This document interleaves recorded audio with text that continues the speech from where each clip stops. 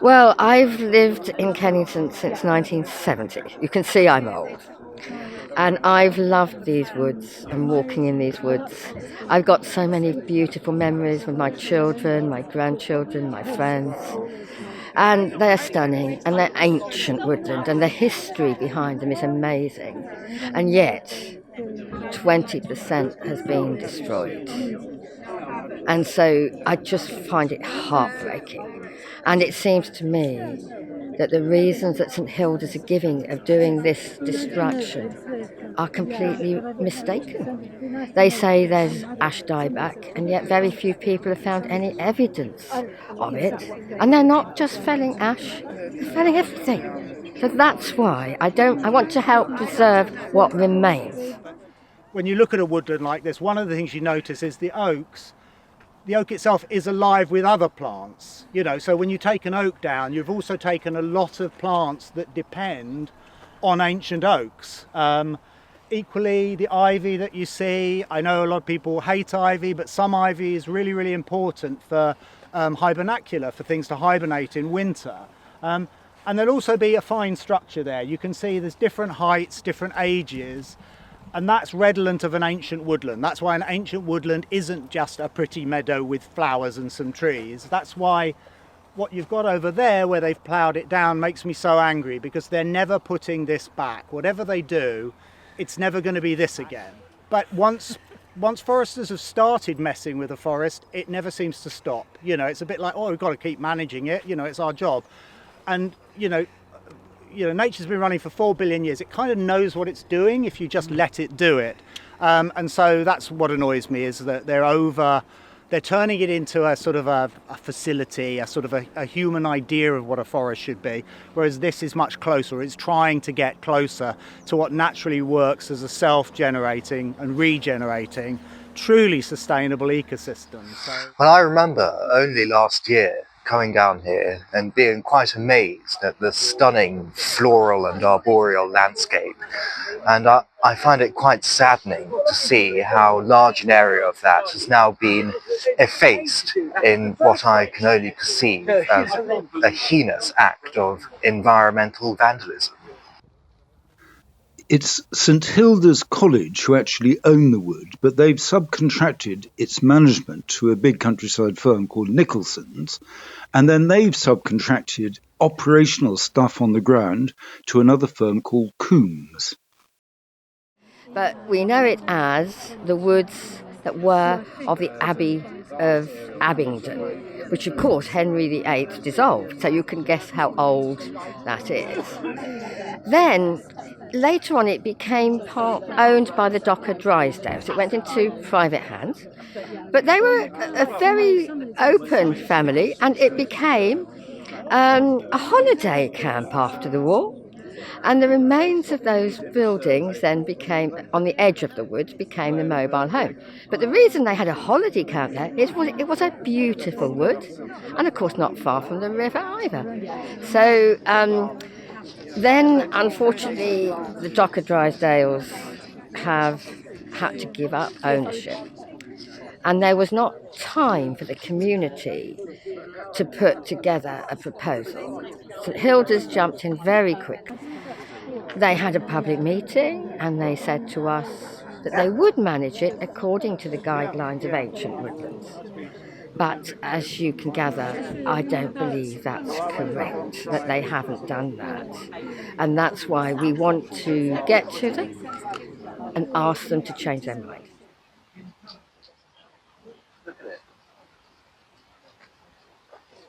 In terms of the negatives, we've seen massive churning of wet soils with heavy machines, including with lots and lots of flowers living in them.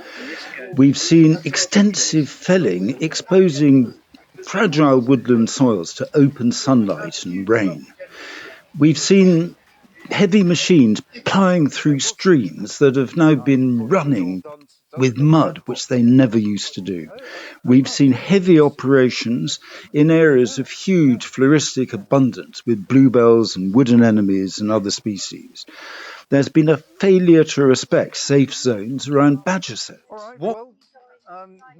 What is going on here? This is a compartment. The whole compartment is 1.5 hectares. That's about 4 acres. And it is licensed for something called regeneration felling. Regeneration felling, in principle, means that you're punching holes in the canopy to allow in more light, and that's meant to benefit the flora, the shrub layer, and to stimulate the establishment of new trees, ideally by natural regeneration. That means from the seed that comes from other trees and lands on the soil and grows into new ones. That is what regeneration felling is meant to be. Here, what we see is something much more drastic than what any reasonable person would call regeneration felling. There should have been proper survey records actually got from TVEC, the Thames Valley Environmental Record Survey, which should have backed up that data, and then I would have expected some effort at doing their own surveys prior to coming in. Okay, so one of the features that we would potentially be looking at if we were doing ground level tree assessments for bats are things like woodpecker holes, holes going into the within the internal area of the tree. There's actually one here on this felled trunk. So theoretically, somebody should have been looking from ground level for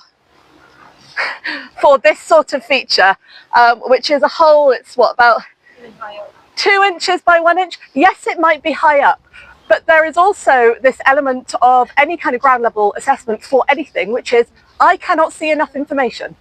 Therefore, we need to come and look perhaps a little bit more difficult. Follow a precautionary method statement, which might include climbing prior to, so climbing and inspection prior to felling. Again, this may have been done, so I cannot comment on that. But this sort of cavity, there's an access hole here, as I say, and it goes into clearly what was a hollow trunk when it was actually standing tree. Because it's such a large void inside there, it obviously has lots and lots of opportunity for a myriad of different environmental conditions within there, whether that's temperature, whether it's humidity, and therefore all sorts of bats and also of course birds would be able to access the tree and therefore find their relevant ecotherm that they're after within that sort of environment. Some of the species that we know like these kinds of cavities include noctule bats. Noctules are one of our largest species of bat, and we actually recorded, I was down at Chimney Meadows, but some amazing lecking behaviour in noctule bats using these sorts of woodpecker holes that had not been previously recorded. So there is still an awful lot of information that we simply don't know about bats anyway. But what these surveys should have identified is where further information was necessary prior to those activities going ahead. And as I say, it's possible that information may be forthcoming at some stage. So, Merrill, this is the kind of tree in which, in a wood that has bats, and yeah, we know there are bats here and round about, would you expect that this tree would be providing a home for bats? And just this morning I was sent a record that was recorded in 2021 in Radley Large Wood. Therefore we know that barbastelle are present here. Barbastelle themselves are very much an under-recorded bat. We don't know much about them, but they are a woodland specialist bat.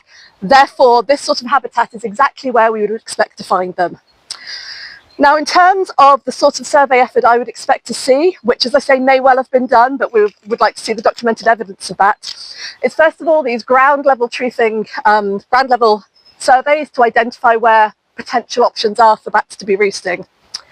At that point, we might use a lot of static detectors through the woods, which essentially means that we leave these detectors in place and identify, and my glamorous assistant here just happens to have one handy.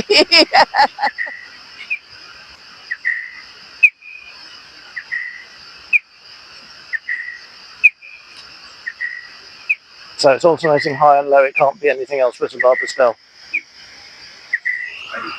That's the tricky thing, isn't it? Because we know that bats are present, we know that barbastelles are present, but unless they have impacted on a roost, we have no evidence that they have destroyed a roost, and therefore they have acted illegally. According to St Hilda's, they bought this wood because they are very committed to sustainability, they want to enhance its biodiversity, they want it to be a local community asset, and These all sound like very good things.